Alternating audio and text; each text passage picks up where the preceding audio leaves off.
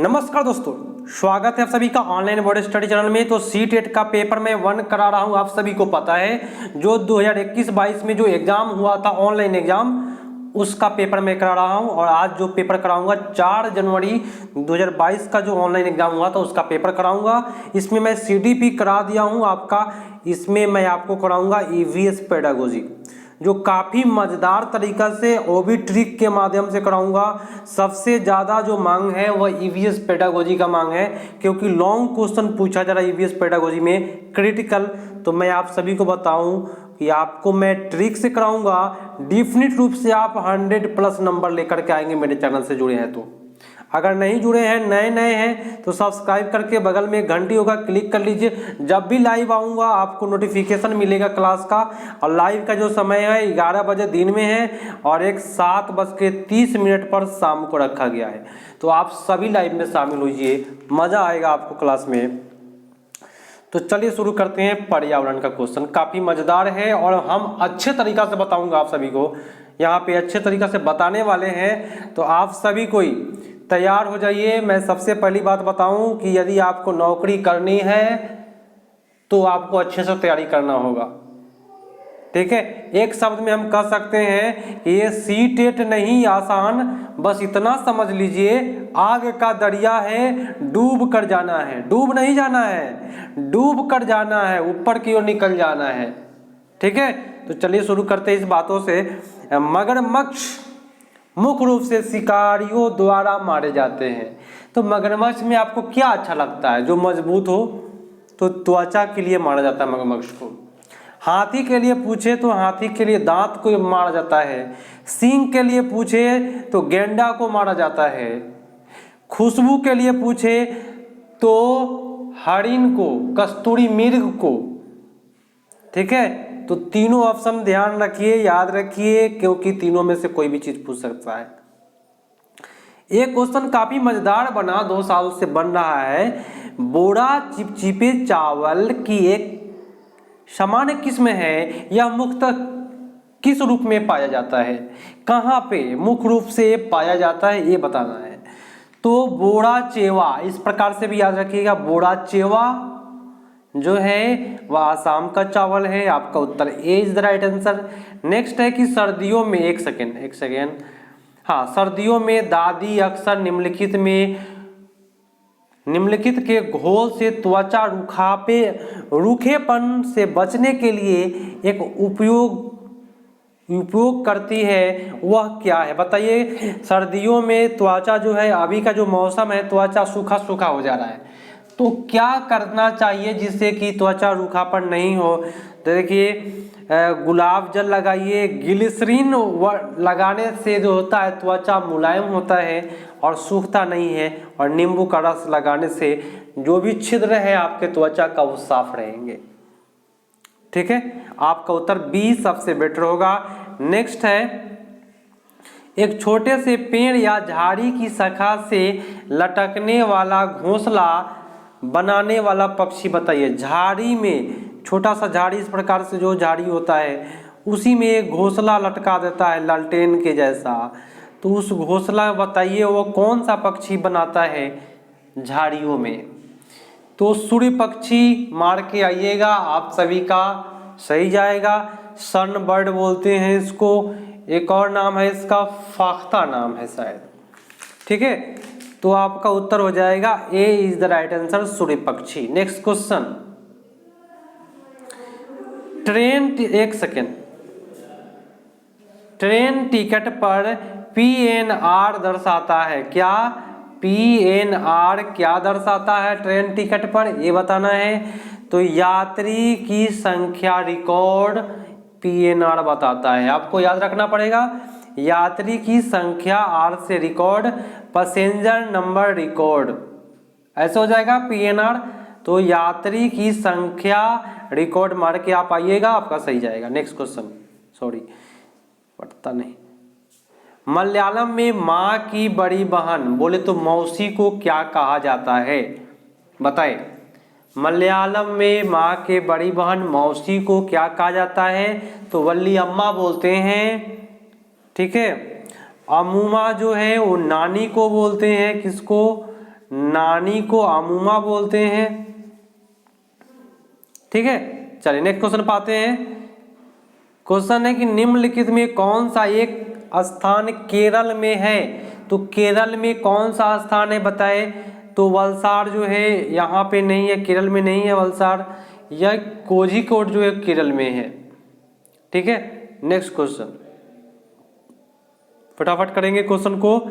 गांव का नाम वहां जो उगने वाले कई खेजड़ी पेड़ों के कारण पड़ा।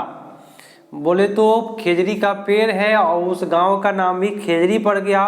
तो गांव के लोग पौधे और पेड़ को और जानवरों को बहुत देखभाल करते हैं। तो यह भारत में गांव को क्या कहते हैं?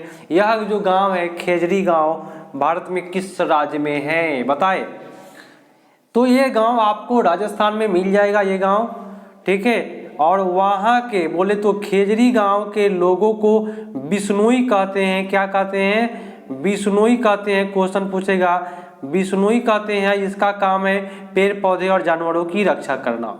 ठीक है दोस्तों, एक बार लाइक कर दीजिए। मेरे यहाँ पेडागोजी करिए, कभी भी आपको मैं ट्रिक से और काफ़ी बेटर तरीका से समझा के कराऊंगा। मजा आएगा क्लास में, आपका सीटेट एक बार में क्वालिफाई होगा। चलिए नेक्स्ट क्वेश्चन आपके स्क्रीन पर है कि हाथियों के झुंड का मुखिया होता है। कौन होता है? तो हाथी के झुंड का मुखिया उम्र दराज, माने सबसे उम्र दराज जो हथनी होती है वही होती है। बोले तो मादा हाथी। नेक्स्ट है कि मिट्टी के बर्तन को मजबूत बनाया जाता है। आप सभी को पता है मिट्टी के बर्तन को मजबूत जो है भून कर नहीं, गलाने से नहीं, जलाने से। आपको ही कहेगा कि मिट्टी के बर्तन को जलाएंगे, जलाने से जलाया तो जाता ही है, लेकिन मजबूत करने के काम बेक करके। अब बेक कहिएगा सर बेक क्या है? तो मैं बताऊं, मिट्टी के बर्तन में यहाँ पे बना देता हूँ। ऐसे मैं बना दिया मिट्टी के बर्तन। तो इसको जो थपथपाने का काम करते हैं, थपथपाने का काम, जिस पट्टा से थपथपाते हैं, पीट पीट करके थपथपाना, बोले तो बेक करके। ठीक है, आपका उत्तर जो होगा ए हो जाएगा सबसे बेटर। ठीक है, तो बेक करके मिट्टी के बर्तन को हम मजबूत बनाते हैं। नेक्स्ट क्वेश्चन आपके स्क्रीन पर, पौधे का वह भाग जो दांत के दर्द के उपचार के लिए उपयोगी है बताए? जो दांत के दर्द को भगा देता है, कौन ऐसा पौधा है बताए? लौंग। बहुत अच्छी बात, आपका उत्तर B is the right answer. बहुत अच्छा है। गेहूं के आटे से चपाती बनाने का सही क्रम बताइए। रोटी बनाने का तरीका पूछा आपसे, बताइए जरा कौन सा होगा आपका उत्तर? रोटी बनाने का तरीका सबसे पहले क्या करते हैं? चलिए सबसे पहले जो है गेहूं के अगर रोटी बनाना है तो आटे को क्या करेंगे? गूंथेंगे। उसके बाद आटे में से तोड़ तोड़ करके छोटी छोटी लोई बनाएंगे। लोइया बनाने के बाद उसको बेल लेंगे, चकला पर रख करके बेलना से बेल लेंगे, तब उसको आग में पकाते हैं। तो रोटी बनाने का यही चरण है। तो ऐसे ऐसे भी क्वेश्चन आपसे पूछे गए हैं, क्रिटिकल थिंकिंग क्वेश्चन कहते हैं इसको। नेक्स्ट क्वेश्चन छोड़ेंगे नहीं, ये तो गारंटी है। काफी बेटर तरीका से आपका मैं पूरा सेशन कराऊंगा, ऑल पेडागोजी।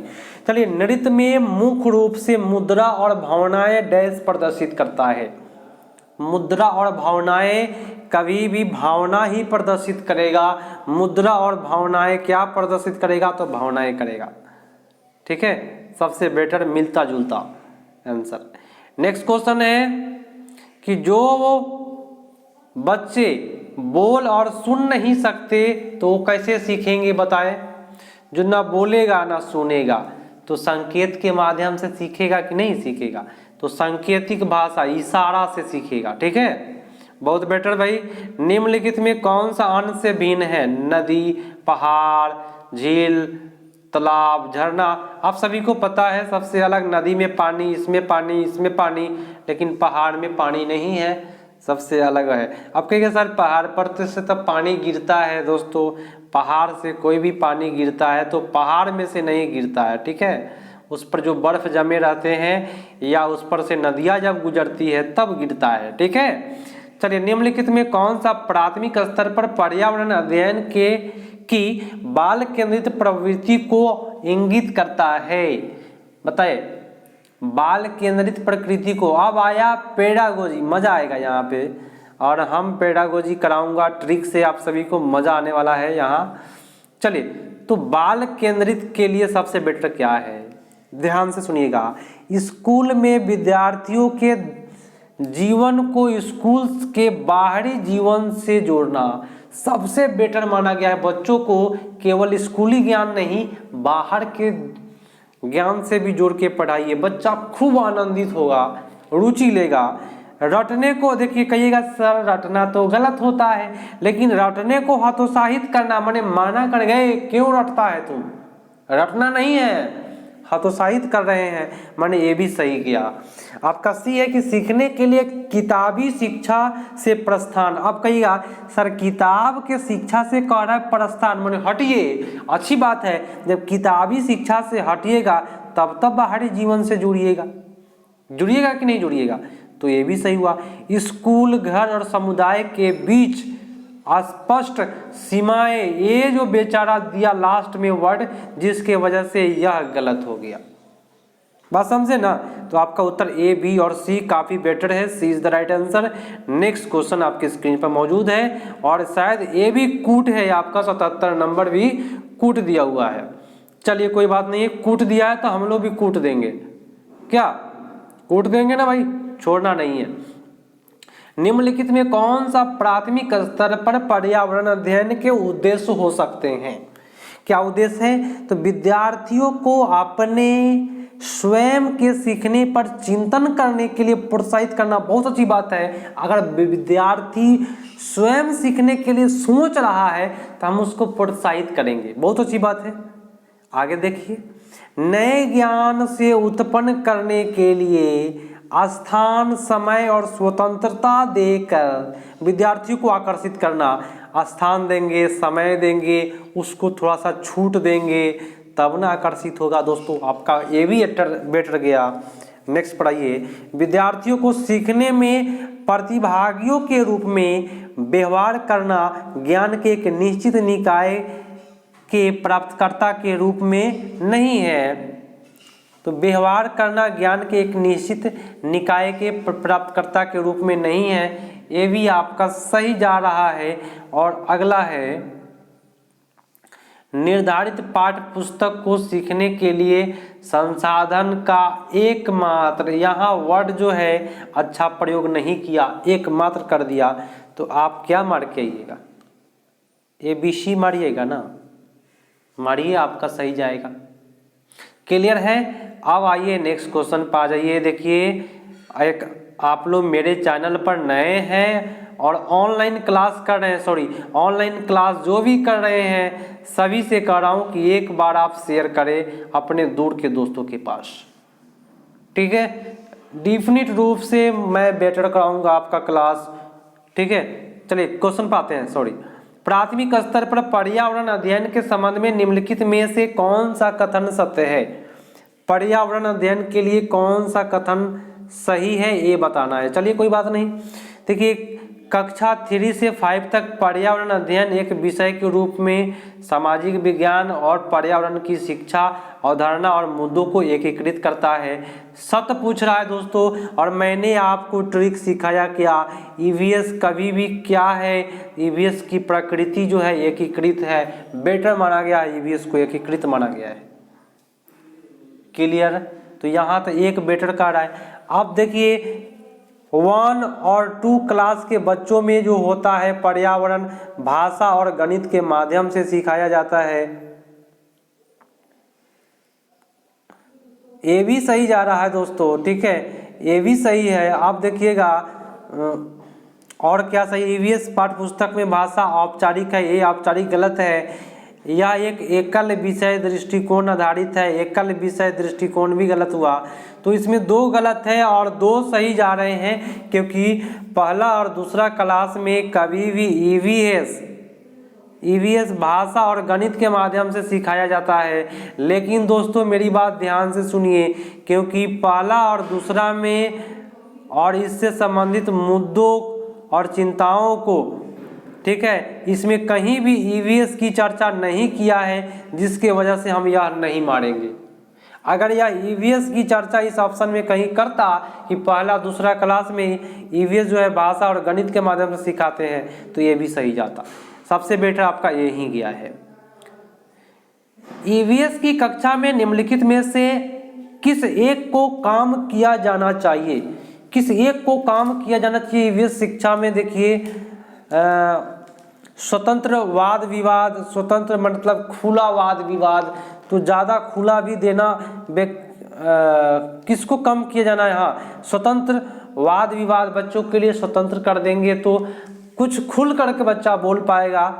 चित्र को पढ़ने के लिए कहीं इस चित्र को देख करके आपको क्या लगता है कौन सा कहानी का चित्र है।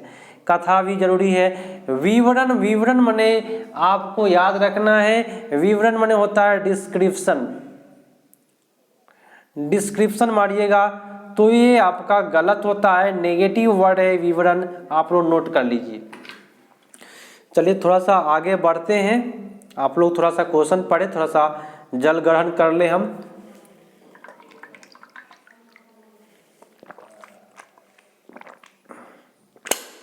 देखिए दोस्तों, कभी भी अगर मेरे यहाँ पढ़ाई कर रहे हैं तो एक कॉपी रखिए, एक कॉपी रखिए बगल में, नोट करते चलिए जो भी अच्छा पॉइंट लगे आप सभी को, और जो याद करने वाले चीज़ है उसको नोट करते चलिए, तो आपका बेटर तैयारी होगा। ठीक है, तो प्राथमिक स्तर पर ईवीएस सिखाने के लिए वास्तविक चुनौती बताइए क्या है? प्राथमिक स्तर पर ईवीएस सिखाने के लिए वास्तविक चुनौती है कि परिभाषा और जानकारी रटकर सिखाना। सबसे बड़ा चुनौती क्या है? रटकर सिखाना, अवधारणाओं का विवरण, विवरण गलत होता है, विद्यार्थियों के लिए खुद को व्यस्त करने के अवसर है। सबसे बड़ा चुनौती, वास्तविक चुनौती क्या है? तो विद्यार्थियों के लिए खुद को माने अपने आप को व्यस्त करने के अवसर है। यहाँ पे सबसे बड़ा चुनौती है खुद को व्यस्त करने के अवसर। यहाँ पे क्लियर नहीं बोल रहा है वर्ड, ठीक है। यहाँ मैं बताऊँ नेगेटिव वर्ड ये भी है, ये भी नेगेटिव वर्ड है, ये भी वर्ड नेगेटिव है, एक इसमें पॉजिटिव वर्ड जा रहा है, लेकिन यहाँ कह रहा है खुद को, जिसके वजह से चुनौती का सामना करना पड़ेगा, इसलिए इस पर डी पर जाएंगे। फिर भी क्लियर नहीं है वर्ड सही से, चलिए इसको छोड़ करके चलते हैं। नेक्स्ट क्वेश्चन, प्राथमिक स्तर पर ईवीएस के पाठ्यक्रम में निम्नलिखित में से किस थीम में उप थीम शामिल है? बताइए कौन सा थीम में उप थीम शामिल है? तो आपका उत्तर सबसे बेटर जो हो जाएगा, परिवार और दोस्त में उप थीम शामिल है। नेक्स्ट क्वेश्चन है, ईवीएस में प्रामाणिक और सार्थक शिक्षण किया जा सकता है। सार्थक शिक्षण कब होगा?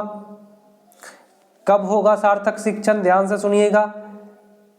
सार्थक कूट है ना, तो सार्थक शिक्षण होगा जब वर्णन करेगा, वास्तविक संवाद करेगा, और कहिएगा सर प्रयोग गलत होता है। नहीं, 2020 शिक्षा नीति जो है सबसे अधिक प्रयोग पर बल दिया है, और 2020 शिक्षा नीति का प्रश्न आपसे पूछ रहा है।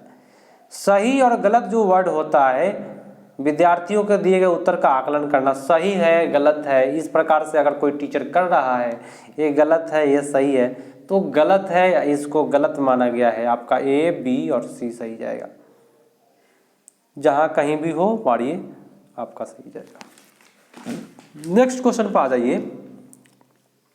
अभी तक जो लोग लाइक नहीं किए कर दीजिए, और जो लोग नए जुड़ रहे हैं एक बार सब्सक्राइब करके बेल आइकन पर क्लिक करिए। मजा आएगा आपको क्लास में मेरे यहाँ, और ट्रिक से पढ़ लीजिएगा, सीटेट आपका निकल जाएगा, कोई हार्ड नहीं होता है सीटेट। यात्रा थीम के मुद्दे केवल विद्यार्थियों के लिए सार्थक हो जाते हैं यदि, सार्थक कब होगा यात्रा थीम? यदि मुद्दों के आसपास बहस आयोजित किया जाए। सार्थक कब होगा?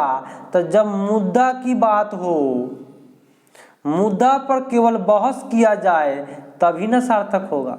मुद्दों पर जब बहस होगी तब आपका अध्ययन जो है, तब आपका थीम जो है सार्थक हो जाएगा। अब मान लीजिए पानी है, पानी के बारे में चर्चा हो रहा है, और हम लोग दूसरा कुछ की बात करने लगे पानी को छोड़ के, तो गड़बड़ हो जाएगा। मुद्दों की बात करेंगे तो सार्थक हो जाएगा आपका बेटर।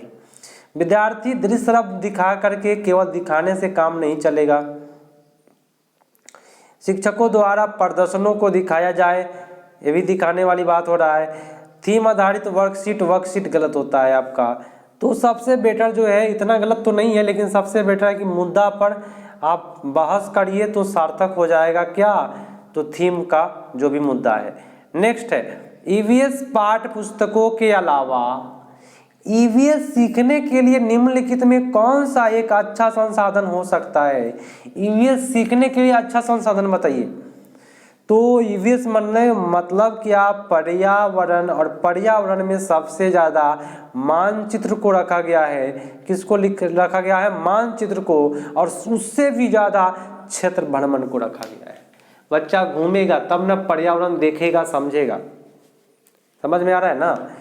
तो विकिपीडिया आपका ये गलत हो गया। विकिपीडिया आप गूगल पर सर्च कीजिएगा। रेडियो हो गया, विश्वकोश हो गया, सबसे बेटर क्षेत्र भ्रमण मारिए, दिक्कत नहीं होगी।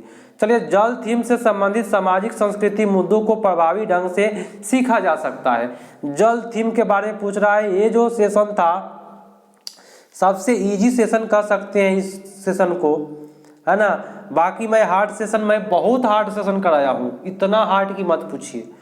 तो और भी जितने हार्ड है सभी सेशन को मैं कराऊंगा, वो भी ट्रिक से। और नहीं समझ में आए तो कमेंट जरूर करिएगा, समझा के छोड़ेंगे। तो 85 नंबर जो है आपका क्या है? भूमिका निर्वाह, रोल प्ले जरूरी है जल थीम के लिए। जल का था का, हाँ, भूमिका निर्वाह ठीक है। वास्तविक संवाद भी बहुत अच्छा बात बोला है। क्षेत्र भ्रमण तो पर्यावरण के लिए बहुत बेटर बना है। गृह कार्य पर्यावरण के लिए होमवर्क जो है कभी भी इसको गलत माना जाता है। मारिए ABCD, CD नहीं ABC, गर्दा उड़ जाएगा आपका। ये भी कूट लग रहा है। छोटका ABCD जब देगा ना तो समझिए कि कूट दिया हुआ है। कूट देंगे, कूट को क्या करना है भाई? कूट देना है ना। ऐसा कूटेंगे ना कि आपका जो भी प्रश्न है आसानी से समझ में आएगा। चलिए, ईवीएस पाठ्य पुस्तक में शामिल है ईवीएस सीखने के लिए वास्तविक कहानी। क्या चीज? कहानी, कविताएं और वास्तविक जो भी घटना हो रहा है, ठोकर लगना चाहे कोई भी चीज होना, क्यों रखा गया है वास्तविक घटनाओं को, बताए। तो वे सूचना और सीखने का समृद्ध स्रोत है। कहानी से भी सूचना मिलेगा, कथा से भी और घटना से भी। विद्यार्थी और शिक्षक समुदाय को भी प्रेरित करेगा। कहानी सुनने से बच्चा प्रेरित होता है। वे हमें अनुभव और फिर देखने का अवसर प्रदान कर सकते हैं जिससे हम परिचित हैं, अच्छी बात है। शिक्षक के लिए ईवीएस शिक्षण शास्त्र आसान बनते हैं। क्या शिक्षक के लिए आसान बनाना अच्छा बात है? नहीं, आपका ABC सही जाएगा। ठीक है।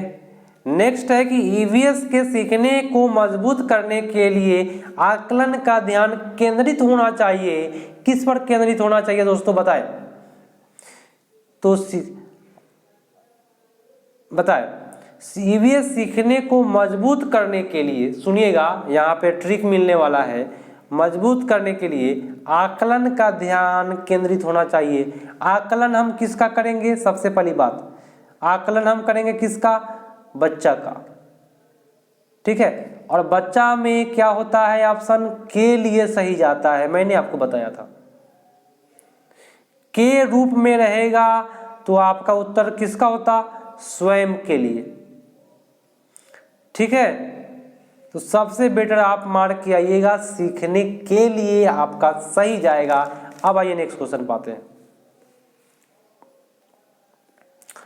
और यहाँ पे क्वेश्चन जो है वह रूब्रिक्स का चर्चा शायद करने वाला है यहाँ पे, फिर भी देख लेते हैं। राजा एक ईवीएस शिक्षक एक आकलन उपकरण का उपयोग करता है जो विद्यार्थियों को काम के लिखित से मौखिक के दृश्य तक सभी घटकों में उपलब्ध मानदंड को स्पष्ट रूप से इंगित करता है।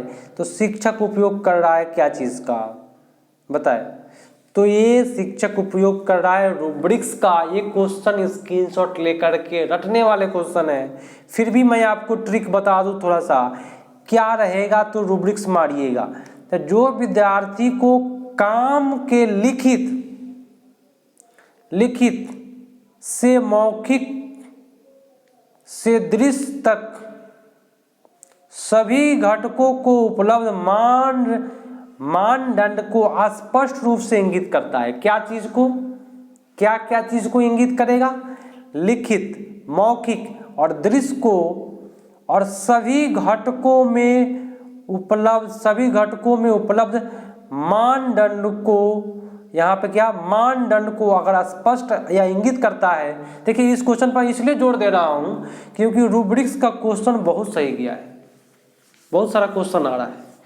तो क्या आएगा, तो रूब्रिक्स मारिएगा तो लिखित और मौखिक, लिखित से मौखिक, मौखिक से दृश्य के सभी मानदंड को स्पष्ट करता है, जो इंगित करता है उसी ये शिक्षण उपयोग कर रहा है, रूब्रिक्स का करेगा।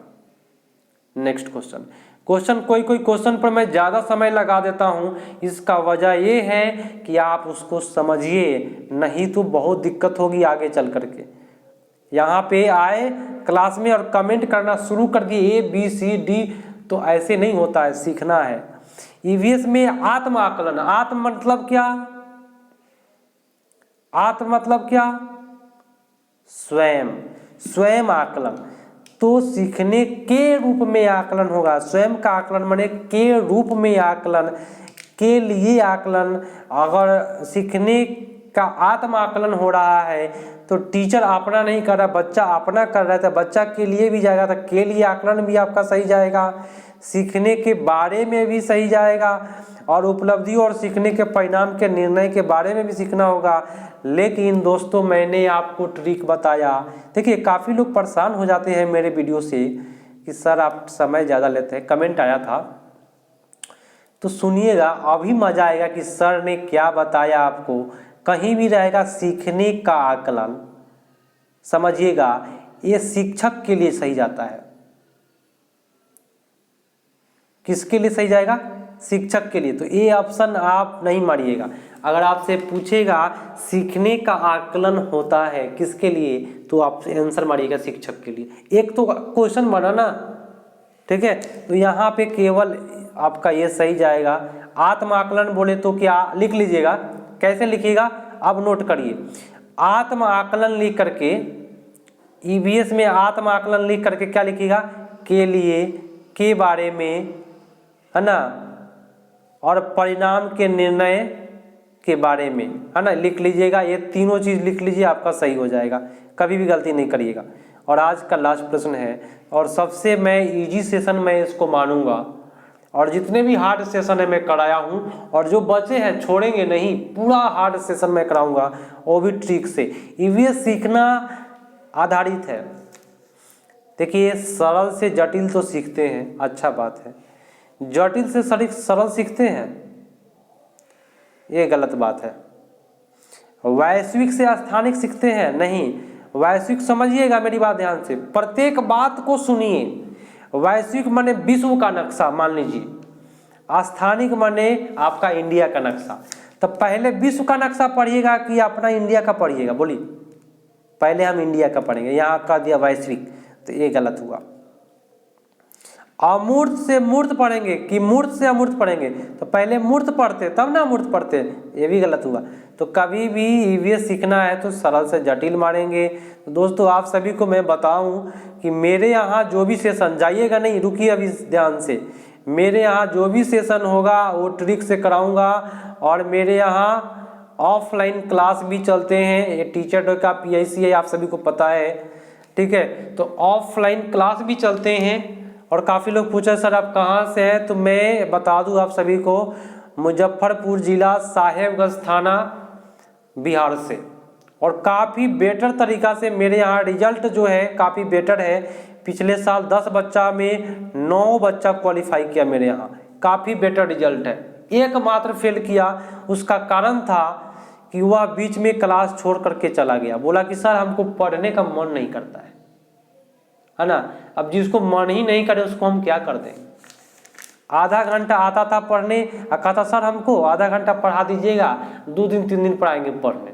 अब पैसा पूरा पेड कर दिया था, छोड़ के चला गया। तो फेल कर गया, मेरे यहाँ एक विद्यार्थी फेल किया, बाकी सभी निकले थे।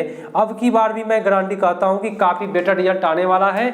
लेकिन ऑफलाइन जो भी सुन रहे हैं मेरी बात ध्यान दीजिए, मेहनत करना पड़ेगा, क्योंकि ये सीटेट नहीं आसान, बस इतना समझ लीजिए आग का दरिया है, डूब कर जाना है, अंदर डूब नहीं जाना है, डूब कर निकल जाना है दोस्तों। मजा आएगा आपको मेरे क्लास में। तो आज से ही आप प्रतिज्ञा लीजिए कि केवल सीटेट की तैयारी करेंगे और अच्छे से करेंगे, रोज एक सेट मारिए, आपका डेफिनेट रूप से होगा। और कभी भी मेरे यहाँ पेडागोजी करिए, आपको अच्छा तरीका से समझाया जाएगा। कमेंट करके बताइएगा आपको सेशन कैसा मिला। तब तक के लिए धन्यवाद, जय हिंद।